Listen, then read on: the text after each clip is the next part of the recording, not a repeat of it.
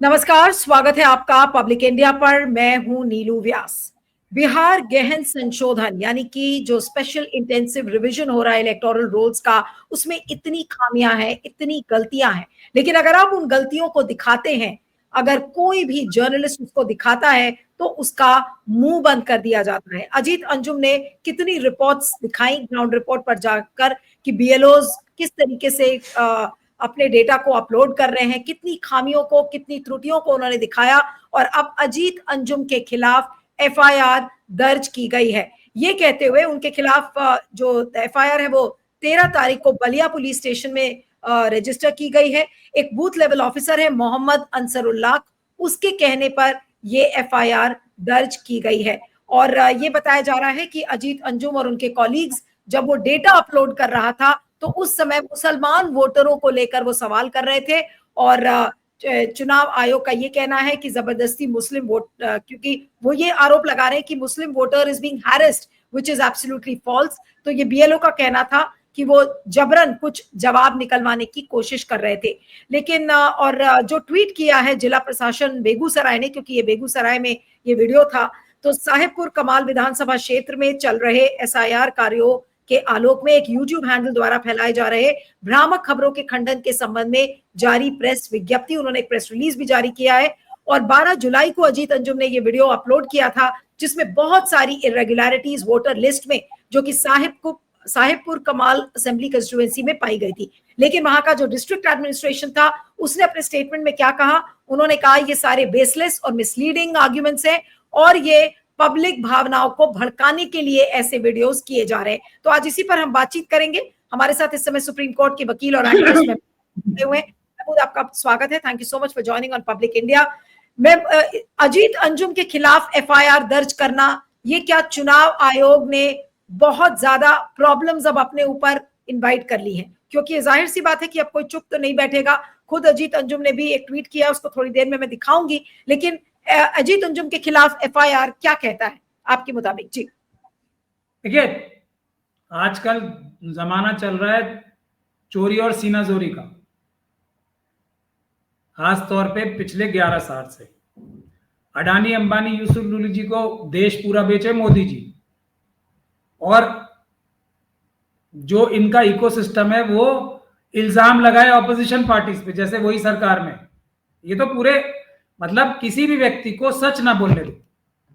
जो भी आदमी तुम्हारी चोरी पकड़ के दिखाएगा उसी को, मतलब चोरी के बारे में कुछ नहीं, जो अजीत अंजुम जी ने जो सबूत पेश किए दुनिया के सामने उसके बारे में कोई बात नहीं करेंगे। लेकिन ये सबूत क्यों निकाल लिए इसके बारे में बात करेंगे। ये तो अजीत अंजुम जी बाय चांस एक उसमें बूथ में गए होंगे बीएलओ के सामने, जहां पे उन्हें मुस्लिम वोटर्स के बारे में कुछ पता लगा। अगर वो किसी भी और बूथ में जाएंगे, इसीलिए उन्हें रोक लिया गया, किसी भी ऐसी जगह पे जाएंगे जहां शेड्यूल कास्ट, जहां शेड्यूल ट्राइब तो खैर बिहार में बहुत कम है, मुस्लिम, सिख, क्रिश्चियन, बौद्ध, ईबीसी, ओबीसी, महिलाएं होंगी तो आप देख लेंगे। क्योंकि ये सभी लोग बीजेपी और आरएसएस को वोट नहीं देते। इसमें कोई कम्युनल बात करने की बात या किसी एक कम्युनिटी की बात ही नहीं है। ये आरएसएस और बीजेपी को वोट ना देने वाले लोग कैसे चिन्हित करते हैं, वो इनके पन्ना प्रमुख करते हैं। पन्ना प्रमुख कोई आज से नहीं कर रहे हैं काम, पन्ना प्रमुख तो है ही। इसीलिए पन्ना प्रमुख क्या होता है, जो वोटर लिस्ट का एक पन्ना होता है उसका एक इंचार्ज होता है आरएसएस और बीजेपी का। उसको अब अमित शाह साहब के टाइम से तो शायद मंथली पैसे भी देने लगे हैं, 10-10 हजार रुपए देते हैं, पता नहीं क्या देते हैं। वो भी अजीत अंजुम साहब जैसे और आप जैसे ईमानदार जर्नलिस्ट को ढूंढ के निकालना पड़ेगा। लेकिन पन्ना प्रमुख होते हैं, ये अमित शाह जी भी मानते हैं, मोहन भागवत जी भी मानते हैं। और पन्ना प्रमुख क्या करते हैं काम, इस बूथ से भारतीय जनता पार्टी को वोट नहीं मिले।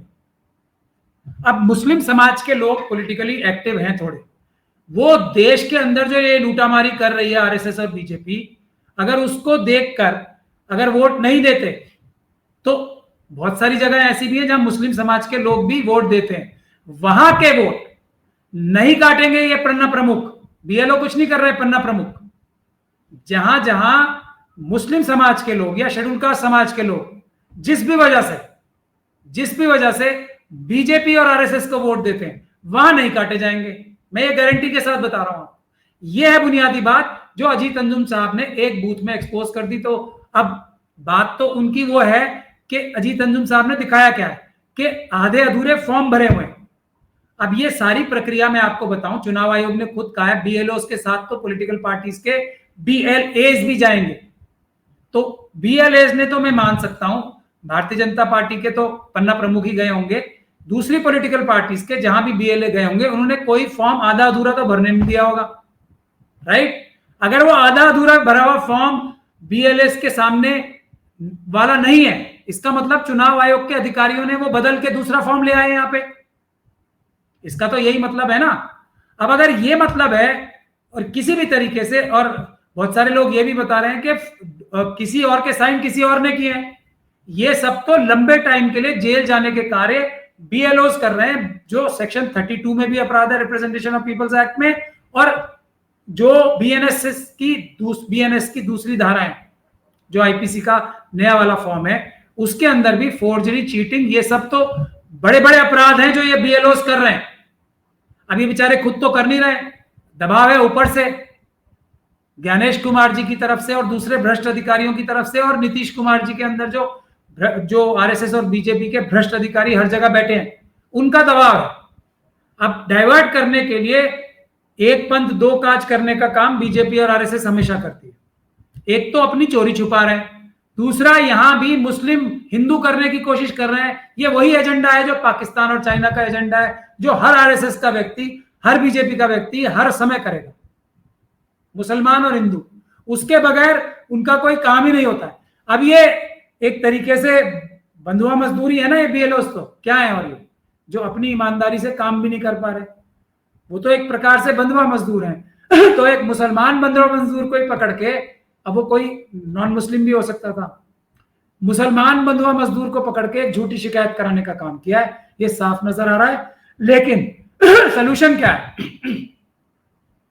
अजीत अंजुम जी अपने ऊपर पर्सनल रिस्क लेके ये काम कर रहे हैं। जिम्मेदारी इस समय किस बात की है? सारी ऑपोजिशन पॉलिटिकल पार्टीज वो अजीत अंजुम जी के आगे खड़े हों, अजीत अंजुम जी को यह ना कहना पड़े, जो सबसे बड़ी दुख की बात है, कि मैं सुप्रीम कोर्ट तक जाके लड़ूंगा।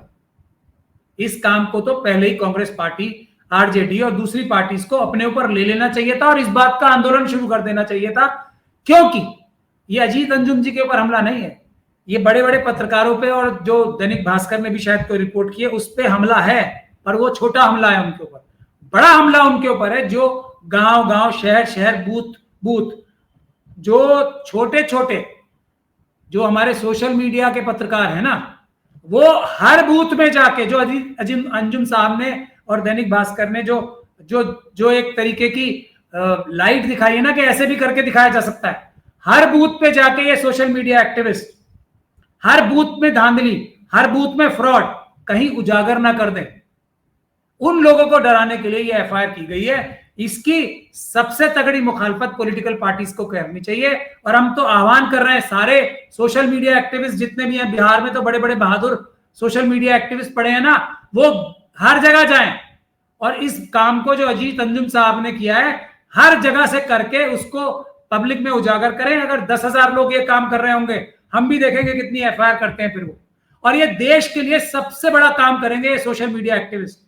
एक एक बीएलओ को एक्सपोज करें कि ये देखो ये क्या हो रहा है, इस बूथ पे क्या हो रहा है, इस बूथ पे क्या हो रहा है, और इस बूथ पे क्या हो रहा है। लेकिन महमूद, ये जो एक पर्टिकुलर मुसलमान बीएलओ था जिसने कि अजीत अंजुम के खिलाफ कंप्लेंट की है, ये मुसलमान बीएलओ को ही क्यों चिन्हित किया? इसके पीछे की क्या मंशा है? इसके पीछे की क्या वजह आपको लगती है चुनाव आयोग? क्योंकि ये मामूली बात नहीं है कि एक मुसलमान वोटर्स की क्वेरी उन्होंने की और एक मुसलमान बीएलओ ने ही उनके खिलाफ एफआईआर कर दी। ये थोड़ा सा मुझे अजीब लग रहा है। मैं क्या बता रहा हूँ ना आपको, एक तो गुलाम का कोई धर्म नहीं होता, ना वो हिंदू होता है, ना मुसलमान होता है, ना सिख होता है, ना क्रिश्चियन होता है। गुलाम तो गुलाम होता है, पहली बात तो ये समझ लें। और गुलाम की कोई इच्छा भी नहीं होती, मतलब उसकी कोई अपनी मतलब मंशा भी नहीं होती, और ना उसकी कोई स्वेच्छा होती है। गुलाम को तो ऑर्डर आया, गुलाम ने तो अंगूठा लगाया, सीधी बात यह है। क्योंकि देखिए, मुस्लिम को बताने की जरूरत भारतीय जनता पार्टी और आरएसएस को क्यों पड़ती है? अपने सारे गंदे घिनौने कार्य, जैसे दिल्ली का ही एग्जांपल ले लें, कहीं का भी ले लें, बुलडोजर चलाना था किस पे?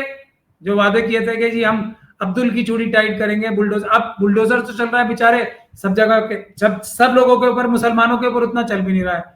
आसाम में क्या बोला गया था, यही झूठ, पूरी तरीके से झूठ है ये रोहिंग्या, पूरी तरीके से झूठ है बांग्लादेशी, पूरी तरीके से झूठ है नेपाली, पूरी तरह से 100% झूठ है।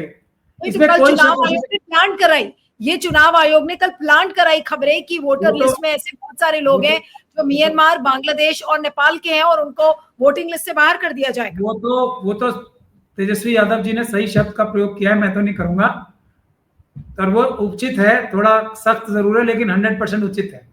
पर सूत्र नहीं है, वो कुछ और ही है, तो उसके बारे में तो क्या ही बात करें।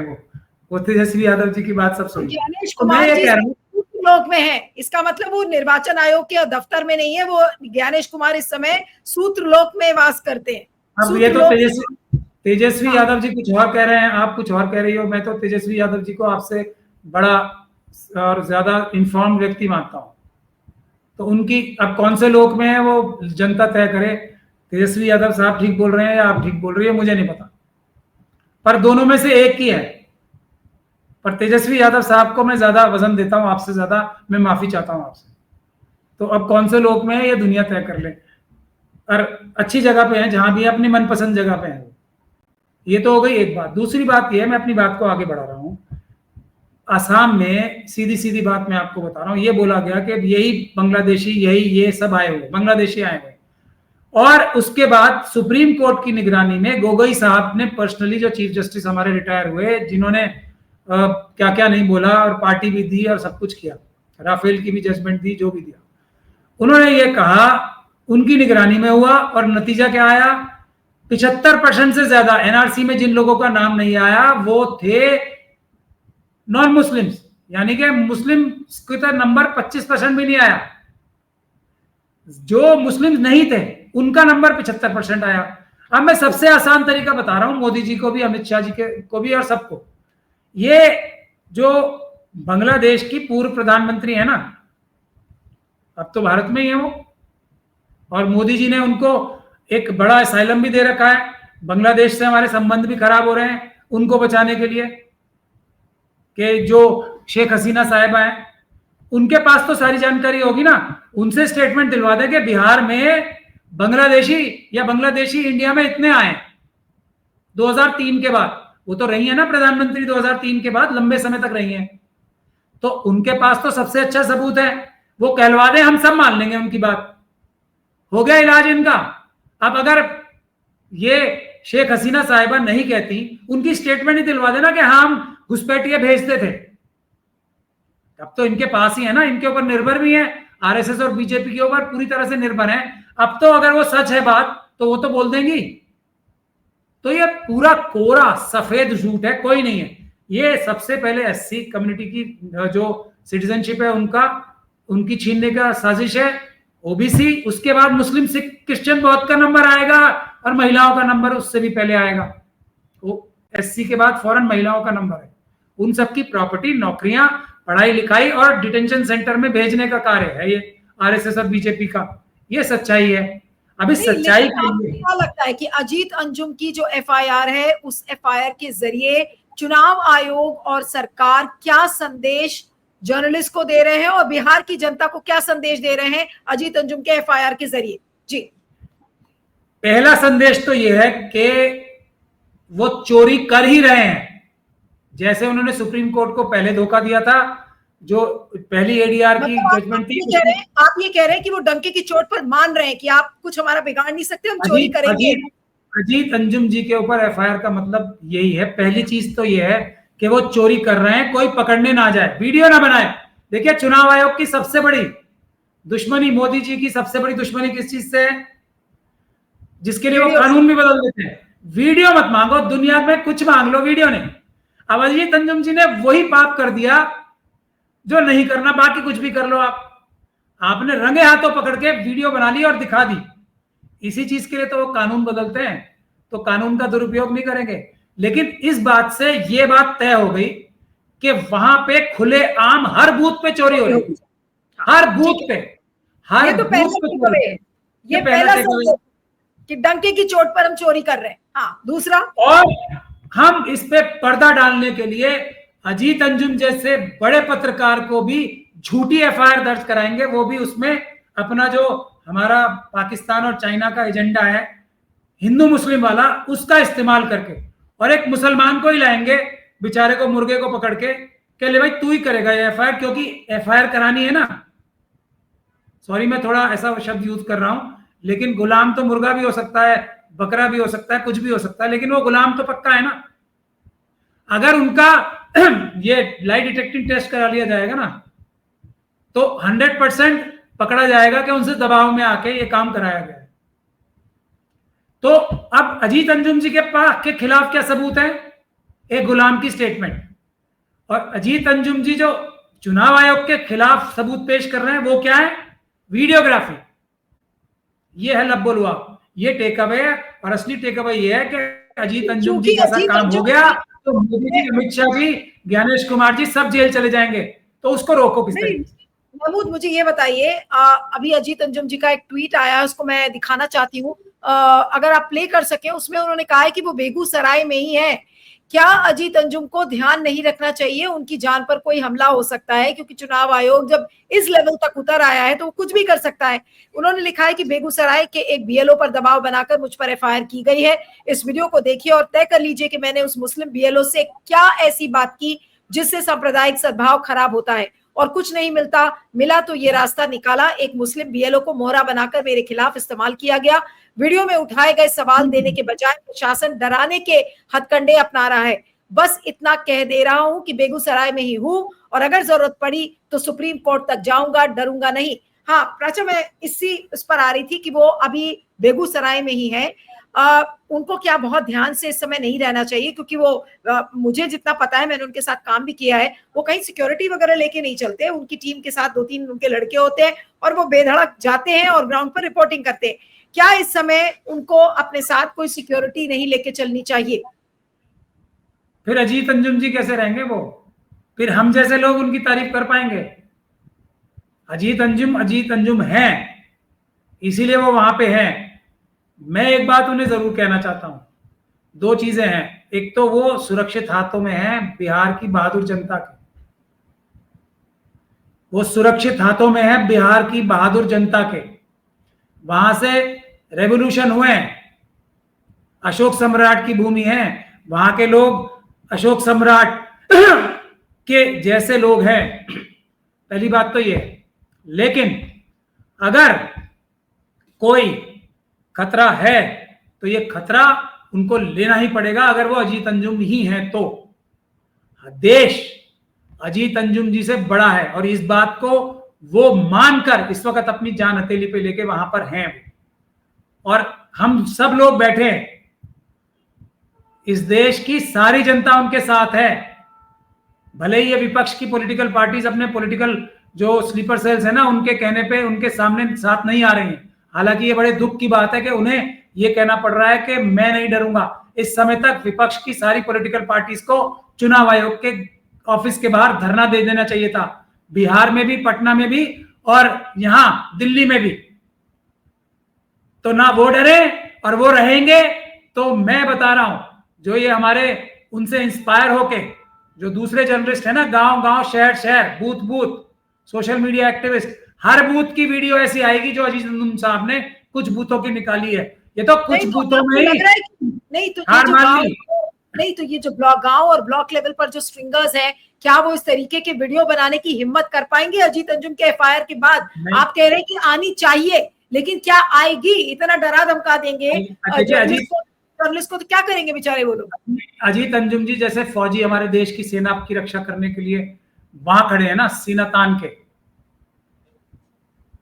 मोदी जी के बावजूद वहां खड़े हैं ना, उनको पता है मोदी जी हमें जब हम जीत रहे होंगे तब भी फोन करके वापस बुला सकते हैं। जब हम हमेशा के लिए आतंकवाद खत्म कर सकते हैं तब भी फोन करके हमें जबरदस्ती मजबूर कर सकते हैं वापस आने के लिए। उतना रिस्क हमारे देश के सिपाही ले रहे हैं बॉर्डर पे। अजीत अंजुम जी भी उससे कम रिस्क नहीं ले रहे हैं इस वक्त देश के लिए। वो देश के बहादुर सिपाही हैं, वो खड़े रहेंगे। तो मुझे पूरा भरोसा है गांव गांव से, बूथ बूथ से ये वीडियो निकल के आएंगी। बिहार की बहादुर जनता है, स्टिंगर्स भी बिहार के ही हैं हमारे बहादुर, वो अपना चमत्कार दिखाएंगे। अजीत अंजुम जी ने पहला झंडा टांग दिया ऊपर, अब सब दिखाएंगे चमत्कार, देखिए आप। नहीं, लेकिन प्राचा मुझे ये बताइए कि अभी 2-3 दिन पहले ही अशोक लवासा ने एक इंडियन एक्सप्रेस में एडिटोरियल लिखा, उन्होंने कहा कि ये पूरा एसआईआर पर पॉज बटन इलेक्शन कमीशन को दबा देना चाहिए। अब ये जो चीजें अजीत अंजुम जैसे लोग जो उजागर कर रहे हैं फील्ड पर, आपने कहा कि और भी जर्नलिस्ट आएंगे और वो वीडियोग्राफी के जरिए दिखाएंगे कि क्या कमियां उस समय हो रही हैं। आपको लगता है कि क्या चुनाव आयोग को मजबूरी वश स्पेशल इंटेंसिव रिविजन जो इलेक्टोरल रोल्स का हो रहा है उसको रोकना पड़ेगा? क्या ये रुक सकता है या फिर किसी भी सूरत में रुकेगा तो नहीं? देखिए, अभी हमने एक गुलाम की बात की, बीएलओ रूपी, और लवासा साहब एड्रेस कर रहे हैं चुनाव आयोग को। चुनाव आयोग कहां है?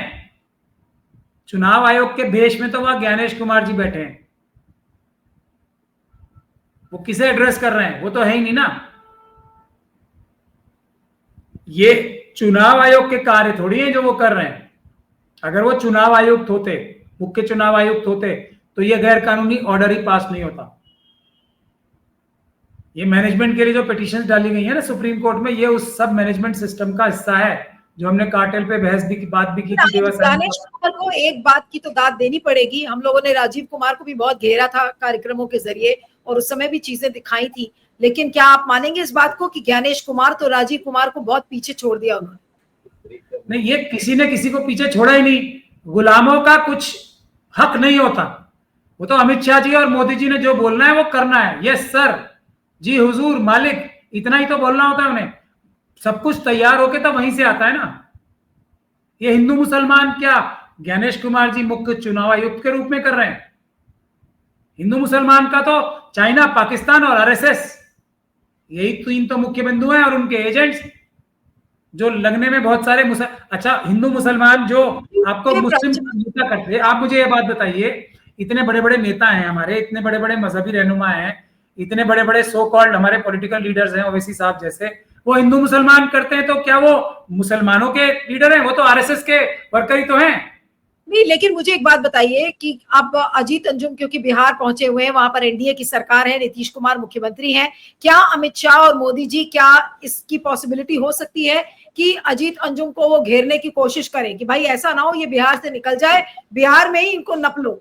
क्या ये अब होगा कि अजीत अंजुम बिहार से, क्या ये पॉसिबिलिटी बन रही है कि अजीत अंजुम बिहार से जेल जाएंगे?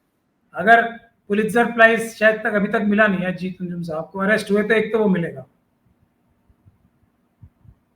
और दूसरा ये देश के सबसे बड़े जर्नलिस्ट बन जाएंगे ओवरनाइट। ये है देश की जनता का उनको सैल्यूट। ये सरकार इस हद तक आएगी क्योंकि भाई आप ग्राउंड लेवल पर रिपोर्टिंग कर रहे थे, क्योंकि सरकार को भी इसका रिस्क पता है कि अगर उन्होंने अजीत अंजुम को अरेस्ट किया तो सरकार के लिए ये बहुत महंगा पड़ेगा, ये तो सबको दिख रहा है। लेकिन क्या सरकार इतनी जुर्रत कर पाएगी? क्योंकि हमें तो पता नहीं है ये सरकार क्या क्या करती है। देखिए, अगर किया तो देश के हित में होगा, मैं तो ये मानता हूं, क्योंकि अजीत अंजुम जी की कुर्बानी जो है ना जाया नहीं जाएगी, बिहार का इलेक्शन बच जाएगा। मैं तो इस नजर से देख रहा हूं, और वो बहादुर व्यक्ति हैं, वो कोई जेल वेल से डरते नहीं है जितना मैं उनको। क्या ज्ञानेश कुमार की चोरी रुक जाएगी बिहार चुनाव की अगर अजीत अंजुम नहीं, गिरफ्तार हो गए वो, तो फिर एक एक बूथ पे हम सब लोग पहुंचेंगे वहां पे, और एक एक बूथ पे यही करेंगे। मैं तो वैसे भी जा ही रहा हूं, और चुनाव आयोग की दूसरी जो गंदे घिनौने कारनामे उसके खिलाफ एफआईआर, ये पिटीशन डालने बिहार में मैं जा ही रहा हूं। थोड़ा और जल्दी चले जाएंगे हम सब लोग। तो पहली बात तो ये देश की जनता और बिहार की जनता उनके साथ है। नहीं, लेकिन जो सेक्शंस लगाए हैं महमूद, जो सेक्शंस लगाए हैं अजीत अंजुम जी के ऊपर, क्या वो बेलेबल ऑफेंस में आता है या फिर वाकई कानूनी रूप से अरेस्ट ही नहीं किया जा सकता? जो अभी तक खबरें निकल के आ रही हैं उसमें अरनेश कुमार की जजमेंट है, उसमें सिर्फ ज्यादा से ज्यादा अजीत अंजुम जी को एक नोटिस दिया जा सकता है, धारा 41(1). पवन खेड़ा जी जिसके लिए भाग के पहुंच गए थे ना सुप्रीम कोर्ट डर के मारे, ये वैसे भी छोटा मुकदमा है, इसमें अरेस्ट हो ही नहीं सकते, कानूनी पोजीशन ये है। तो ये उतना छोटा सा केस है, क्योंकि मतलब ये, और जो वापस केस अजीत अंजुम जी करेंगे वो बहुत बड़ा केस है। ये है फोर्जरी का, ये है सेक्शन 32 तो मैंने आपको बता ही दिया रिप्रेजेंटेशन ऑफ पीपल्स एक्ट में। उसके अलावा फोर्जरी का, चीटिंग का, झूठे दस्तावेज बना के किसी का वोटिंग का हक और किसी की नागरिकता छीनने का, ये बहुत बड़े ऑफेंस है सारे। तो अजीत अंजुम जी की अगर आपने कहा कि फौजरी, चीटिंग से वोटिंग अधिकार छीनना और नागरिकता छीनना, इसके लिए क्या सजा है? क्या सजा उम्र कैद है? इसकी एक आदमी की नहीं, सैकड़ों, हजारों, लाखों लोगों की, इतनी बड़ी। और इसमें कॉन्स्पिरेसी की धारा और लगी। सबूत अजीत अंजुम जी के खिलाफ कुछ नहीं है, और उनके खिलाफ सबूत ही सबूत है, करोड़ों सबूत है, हर फॉर्म सबूत है। ये है लबुलुआ। नहीं तो एक आखिरी सवाल बस करूंगी, उसके बाद कार्यक्रम खत्म करती हूँ। आपने कहा कि ये बहुत बड़ी सजा है, तो इस सजा में क्या होगा? उम्र कैद किसको किसको हो सकती है अगर वाकई में गुनाह गिनाने पर आ गए और एट्रीब्यूट करने पर आ गए कि किसको किसको सजा मिलेगी? बेनिफिशियरी कौन कौन है वो तो देखिए, उसके लिए बड़े आसान तरीके होते हैं। चुनाव में ये गड़बड़ी करने का सबसे ज्यादा फायदा किसे होगा? आरएसएस, बीजेपी और उनके सहयोगी दलों को। एक दूसरी बात ये कि जब सीडीआर निकलेंगी ज्ञानेश कुमार जी की, सीडीआर मतलब पुलिस फोन कॉल रिकॉर्ड्स निकालेगी, तो किससे बातचीत होती मिलेगी? तो वो सब लोग इसमें नपेंगे। उसके बाद ये करोड़ों फॉर्म्स जो है जिसमें फोर्जरी की गई होगी, करोड़ों फॉर्म्स खाली भरे गए होंगे, खाली रखे गए होंगे, उसमें नकली सिग्नेचर्स किए गए होंगे, अपने आप अपनी हैंडराइटिंग से भरे गए होंगे करोड़ों। एक चीज और भी तो आज सामने आई थी कि गलत इंफॉर्मेशन भरी गई होंगी करोड़ों। तो एक एक व्यक्ति के खिलाफ, अगर मैं बहुत ही लिबरली चलूं, तो एक व्यक्ति ने, अगर एक बीएलओ ने 1000 फॉर्म भरे होंगे या 500 फॉर्म भरे होंगे, एक एक में अगर 5-5 साल की भी सजा हुई, तो ये 5000 साल की सजा हो जाएगी, अलग अलग एफआईआर होंगी इस पे। ये हालात हैं इसके, और कॉन्स्पिरेसी की धारा सब पे लगेगी। चलिए, तो आज अजीत अंजुम के खिलाफ एफआईआर दर्ज हुई है, लेकिन वो डटे हुए हैं। उन्होंने कहा कि वो बेगूसराय में ही रहेंगे और जरूरत पड़ी तो वो सुप्रीम कोर्ट भी जाएंगे। तो देखना होगा कि अब ये केस पूरा कैसे आगे चलता है, इस पर विपक्षी दल क्या करते हैं। और 28 जुलाई को तो सुनवाई है ही सुप्रीम कोर्ट में, तो देखना होगा कि क्या एसआईआर को कितना आगे लेकर जाएंगे। और बिल्कुल प्राचा ने सही बात कही कि अजीत अंजुम के खिलाफ एफआईआर का मतलब है कि डंके की चोट पर ज्ञानेश कुमार, मोदी जी और आरएसएस और अमित शाह का ये कहना कि हम तो चोरी करेंगे ही, क्या बिगाड़ लोगे, हम तुम्हारा बिगाड़ेंगे लेकिन तुम हमारा नहीं बिगाड़ सकते। इस वीडियो पर आपके फीडबैक का मुझे इंतजार रहेगा। Thank you so much Mahmood Pracha for joining on Public India. Thank you so much.